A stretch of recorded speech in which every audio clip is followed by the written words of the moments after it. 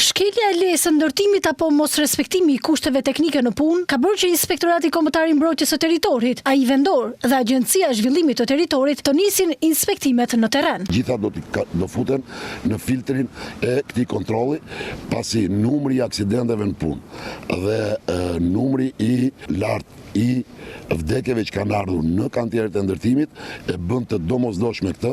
Ka objekte të cilat nuk i plotësojnë gjitha kushtet e nevojshme që përcakton ligji për sigurinë teknike. Dhe kjo ka qenë arsyeja që hapi parë edhe në detyrën time të jetë kjo, sepse siguria teknike dhe harmonia midis zhvillimit i biznesit në qytet dhe jetës komunitare të gjithë njerëzve është shumë i domosdoshëm. Qëndroi i pyetur për aktivitetin e marrjes së inerteve nga lumi Shkumbin, tha se kompanitë janë vënë në verifikim, por nuk ka indicie që të kenë shkelur lejet e përcaktuara. Pika e inerteve në shfrytëzim është në leje dhe është në pozicionin e caktuar nga leja e institucionit përkatës. Sa i përket aksionit për lirimin e hapësirave publike, Qendro deklaroi se prioritet do të jetë respektimi i tyre.